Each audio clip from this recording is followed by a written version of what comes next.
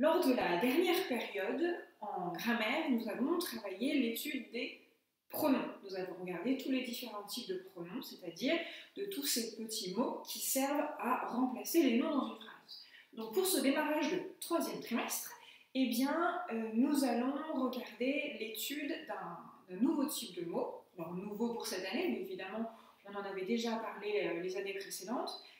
Il s'agit de l'adverbe.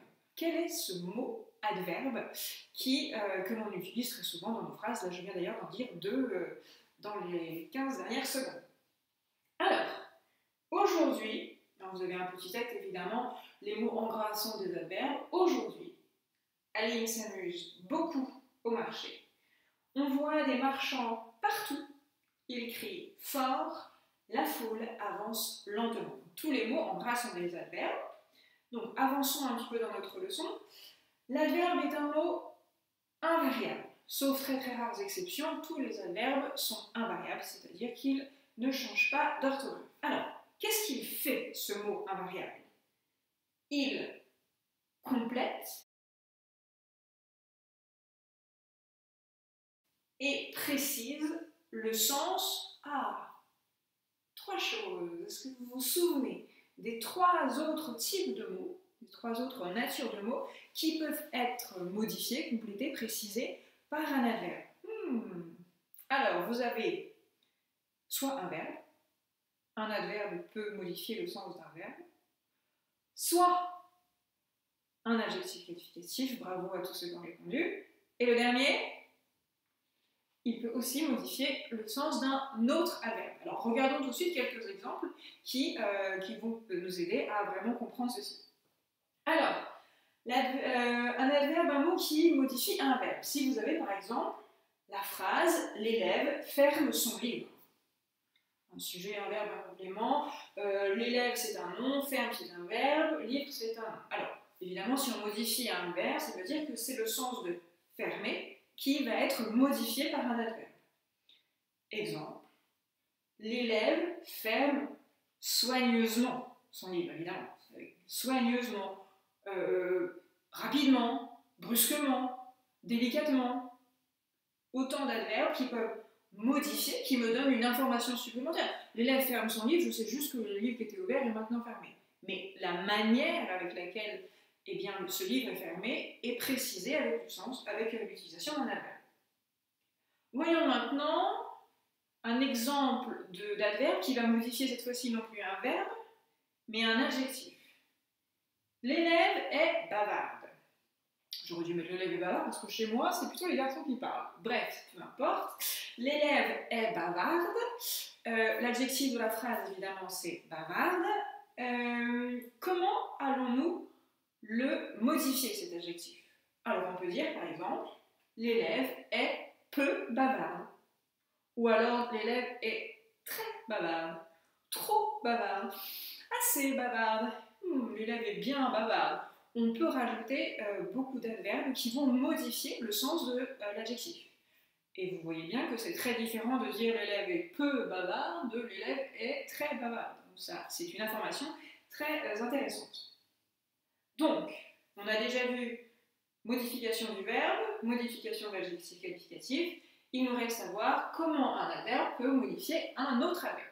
Alors, si j'ai par exemple la phrase « cet homme parle fort ». Cet homme parle fort, quel est l'adverbe de la phrase? L'adverbe de la phrase, c'est fort. J'ai fait exprès de choisir cet exemple-là, parce que, oui, fort est bien un adverbe, mais pas toujours. Donc j'ai fait exprès pour nous obliger à réfléchir. Donc, fort, ça peut être soit un adverbe, comme ici, soit un adjectif qualificatif.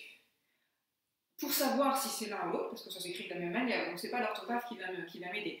Pour savoir si c'est un adjectif qualificatif ou un adverbe, je regarde ce qu'il modifie. Si le mot qualifie un nom, c'est un adjectif qualificatif.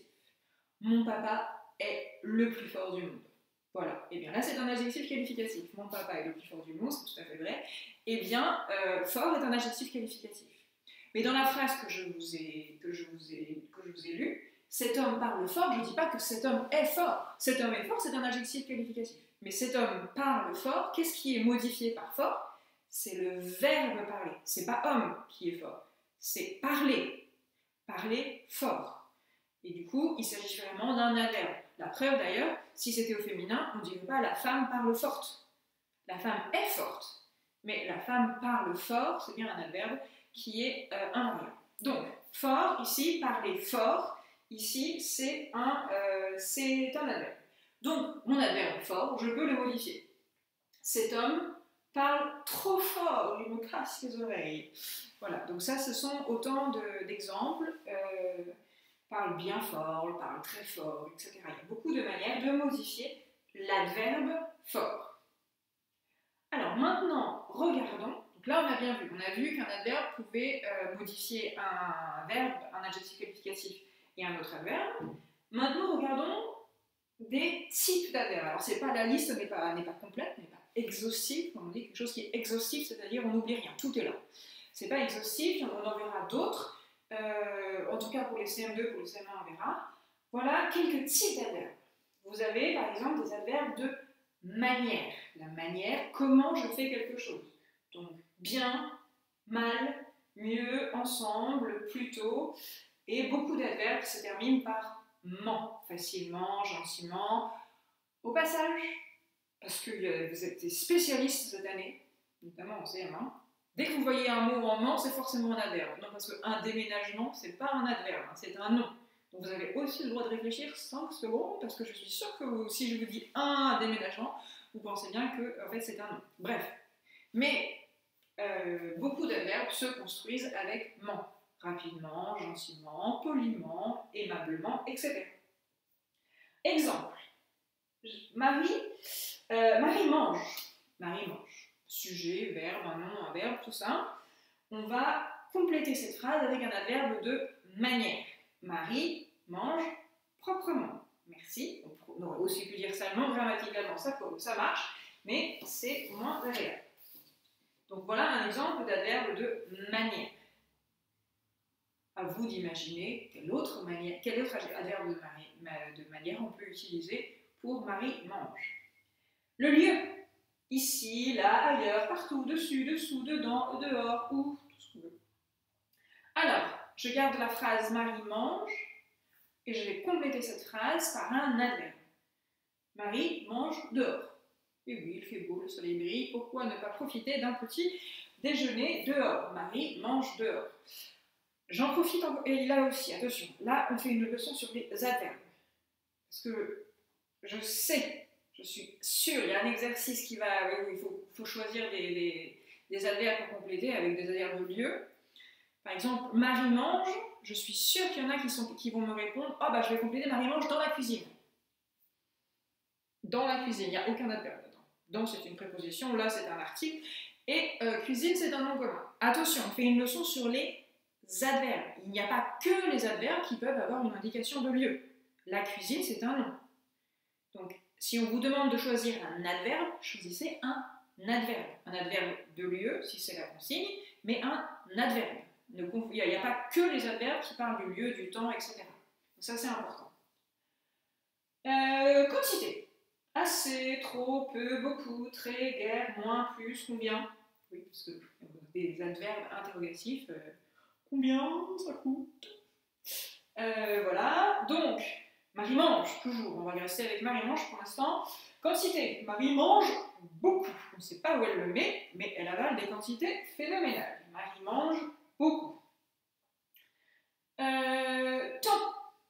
Jadis, hier, aujourd'hui, maintenant, demain. Tantôt, bientôt, aussitôt, jamais, souvent, toujours. Il y a énormément d'adverbes de temps.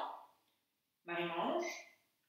Marie mange souvent. Non seulement elle mange beaucoup, mais elle mange souvent. Bien. Négation. Ah, les adverbes de négation. On connaît bien lorsqu'on a travaillé les phrases négatives. Donc, non, non est un adverbe de négation. Ne pas, ne plus, ne jamais, ne guère, etc. Négation, Marie mange, Marie ne mange jamais.